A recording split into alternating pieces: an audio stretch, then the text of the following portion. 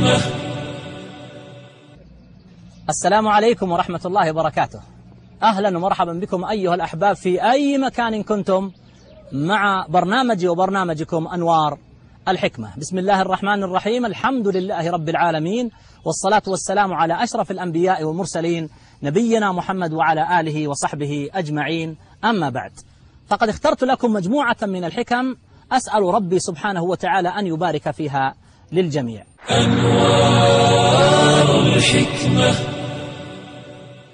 أول هذه الحكم أيها الأحباب هي عبارة عن سؤال سأطرحه عليكم، تأملوا فيه بسرعة، فالوقت لا يسعفنا كثيرا حتى نجيب على هذا السؤال فنخرج بهذه الحكمة وبأنوارها التي تضيء لنا الطريق. تقول هذه الحكمة: بعض الناس فقراء لأنهم طيبون، وبعض الناس طيبون لأنهم فقراء. هذه صفتان، هذه جملتان، واحدة من هذه الجمل جيدة علينا أن نتصف بها لا مانع، والصفة الأخرى ليست جيدة علينا أن نحذر منها. بعض الناس طيبون لأنهم فقراء، وبعض الناس فقراء لأنهم طيبون. أي هاتين الجملتين هي الأفضل التي نريد أن نتمسك بها، وأي هاتين الجملتين هي الجملة التي تحمل معنى سيئا علينا أن نحذر منه وأن نحذر منه؟ بعض الناس فقراء لأنهم طيبون، إذا بسبب فقرهم بسبب طيبتهم أصبحوا فقراء، ما يردون سائلا، كما كان النبي صلى الله عليه وسلم ما يسأله أحد شيئا من الدنيا إلا أعطاه إياه، ما لم يكن في هذا انتهاك لحرمة أحد أو محرم حرمه الله سبحانه وتعالى. ما سبب فقرهم؟ أنهم طيبون، أنهم كرماء، أنهم أسخياء. كما نقول نحن أحيانا: ما في أيديهم ليس لهم، يقدمونه للناس، يشاركون في أي مشروع من مشاريع الخير بعد أن يتأكدوا من صدق هذا المشروع. ما يسألهم فقير ويتأكدون من أنه فقير حقا إلا ويعطونه ينطبق عليه قول الشاعر: وإني امرؤ لا تستقر دراهمي على الكف إلا عابرات سبيلي. يا الله، ما أجمل هذا التعبير وهذا الوصف. يقول: كأن الدراهم تمر على يدي فقط كأنها عابرات سبيل، تستريح قليلا ثم تمضي إلى حيث شاء الله سبحانه وتعالى. هذه الجملة الأولى. أما الجملة الثانية: وبعضهم طيبون لأنهم فقراء، يعني سبب طيبتهم أنهم فقراء، فيتعاملون مع الناس تعاملا حسنا حتى يكسبوا من أموالهم ومن عطائهم، لكن لو اغتنوا تغير تعاملهم. وهذا الذي ينطبق عليه المثل المشهور الذي نقول: فلان يتمسكن حتى يتمسكن، يتذلل، طيب في أخلاقه، في سؤاله، في حديثه، حتى يتمكن. فإذا فتح الله عز وجل عليه في المال أو في الجاه أو في السلطان تغيرت أخلاقه وتغير تعامله، وانتقل من الطيبة إلى الكبر، انتقل من العطاء إلى المنع، انتقل من السماحة إلى البخل، انتقل من الكلمة الجميلة إلى الكلمة السيئة، انتقل من سعة الصدر وطيب الخاطر إلى ضيق الصدر وسرعة الغضب على الناس. إذن تذكروا هاتين الجملتين: بعض الناس فقراء لأنهم طيبون لا عيب عليهم، وبعض الناس طيبون لأنهم فقراء. ونحن نقول تتمة لهذه الحكمة: ليس العيب أبدا أن تكون فقيرا في مالك، إنما العيب أن تكون فقيرا في أخلاقك ودينك وتعاملك وسماحتك وبقية آدابك. أنوار الحكمة.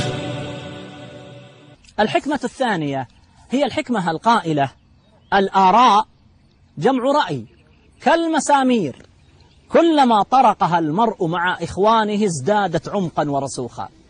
والله إن الإنسان لا يقف حائرا معجبا أمام هذا التصوير الجميل لمن نطق بهذه الحكمة أو تكلم بها أو كتبها. الآراء مثل المسامير، تخيلوا المسمار على اللوح، كلما طرقت هذا المسمار كلما ازداد عمقا ورسوخا. كذلك الآراء التي تتعلق بالدول كمشاريع كبرى، الآراء التي تتعلق بالتعامل الدولي، الآراء التي تتعلق بشخصك، الآراء التي تتعلق ببيتك، الآراء التي تتعلق بمؤسستك الحكومية أو الشعبية، الآراء التي تتعلق بجماعتك، كلما طرقها المرء مع إخوانه ازدادت عمقا ورسوخا. وإياك أن تستبد برأيك، إياك أن تقول أنا صاحب العقل الوقاد والفكر زيد والرأي الواسع والأفق البعيد، أنا ما أحتاج إلى أن أستشير الآخرين إلا من باب المبدأ، فقط أستشيرهم لأطبق مبدأ الشورى وانتهت القضية. لا، استشيرهم لأنه يمكن أن يكون عندهم ما ليس عندك، ويمكن أن يلمحوا لك أو يلفتوا نظرك إلى معان لم تكن في بالك، وإلى مشكلات محتملة لم تكن في خاطرك. إذن عليك أن تتيح الفرصة للآخرين أن يشيروا عليك، بل أنت ابتدئ ابتداء إذا أردت أن تقرر أي مشروع أو أي رحلة سواء كانت معنوية أو حسية أن تستشير الآخرين. هذا البرنامج برعاية بودل للفنادق والأجنحة الفندقية.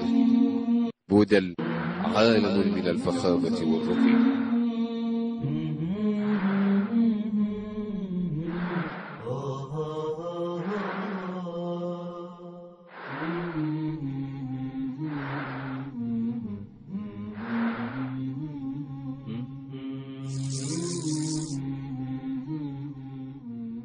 أنوار الحكمة.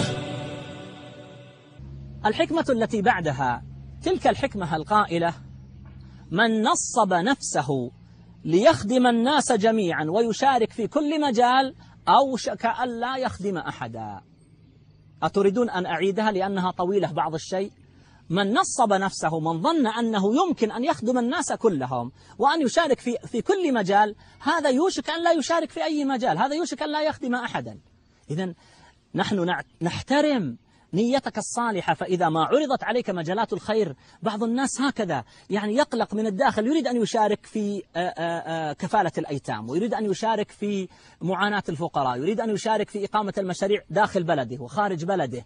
جزاك الله خيرا، لك الأجر العظيم، لكن هكذا طبيعة الحياة، لكل إنسان إمكانيات، لكل إنسان قدرات، فعليك أن تشارك ولو بمشاركة يسيرة في بعض المجالات، لكن اختر مجالا أو مجالين أتقن المشاركة فيها، هذا خير من أن تتشتت جهودك فلا تفلح ولا تثمر لا في هذا المجال ولا في المجال الآخر.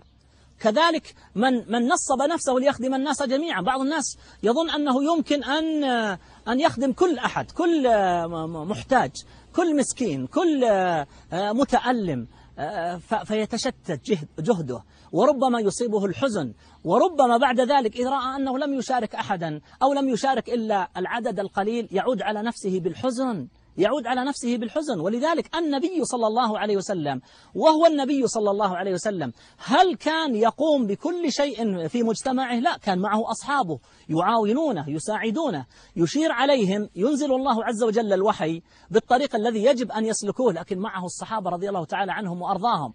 وهنا أسأل: هل النبي صلى الله عليه وسلم ذهب إلى المقوقس ملك الإسكندرية؟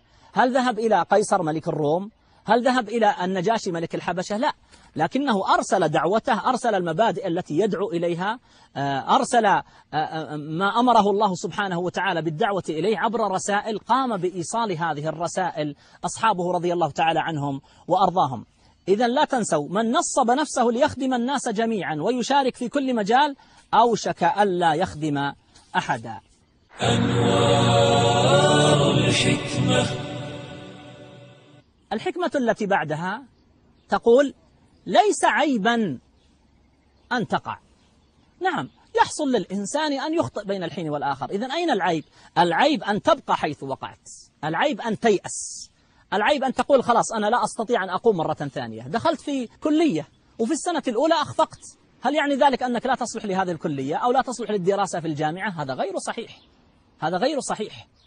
إنسان أراد أن يتعلم القدرة على الحديث، فقام في يوم من الأيام ليلقي كلمة على أصحابه في المسجد في مركز، ثم أصابته رعدة واختلط الكلام عليه واضطربت الأفكار لديه، فقال أنا لا أصلح لهذا المجال ولا يمكن أن أنمي هذه المهارة. هذا غير صحيح. ليس العيب أن تقع، كل الناس قد وقعوا. النبي صلى الله عليه وسلم حسم الأمر وقال: كل ابن آدم خطاء وخير الخطائين التوابون. انتبه. وهؤلاء الذين وصلوا من المكانة والدرجات الشيء العالي ما وصلوا إليها لأنهم ما وقعوا، وإنما لأنهم كلما وقعوا نهضوا وقاموا واستعانوا بربهم سبحانه وتعالى. فتأمل دائما وأبدا أنه لا بد أن يحصل منك خطأ، يحصل منك تقصير، يحصل منك تعثر، لكن قم على رجليك مرة ثانية وامضي في مسيرك، وأنت تريد أن تحقق مجموعة من الأهداف الدنيوية ومجموعة من الأهداف الأخروية، وأن ترضي الله سبحانه وتعالى. لا تيأس من رحمة الله سبحانه وتعالى، حتى وإن ارتكبت من الذنوب ما ارتكبت، فإن الله عز وجل يبسط يده بالليل ليتوب مسيء النهار، ويبسط يده بالنهار ليتوب مسيء الليل. لماذا؟ حتى لا يحزن هذا الإنسان، حتى لا يظن أن الأبواب كلها قد أغلقت في وجهه. لا، حتى وإن أغلق الناس بجهلهم الأبواب دونك، فإن الله سبحانه وتعالى يفتح لك الأبواب كلها. أكتفي بهذا القدر أيها الأحباب من هذه الحكم، وأسأل ربي سبحانه وتعالى أن يبارك فيها للجميع. طابت أيامكم، أسعد الله سبحانه وتعالى حالكم وشرح صدوركم وعافاكم في الدنيا وفي الآخرة، والله أعلم. وصلى الله وسلم على نبينا محمد وعلى آله وصحبه أجمعين، والسلام عليكم ورحمة الله وبركاته. أنوار الحكمة تهدينا، وعذب القول تروينا، أزهار من عطر شذاها قد ملأت كل روابينا، ونجوم قد لمعت حسنا.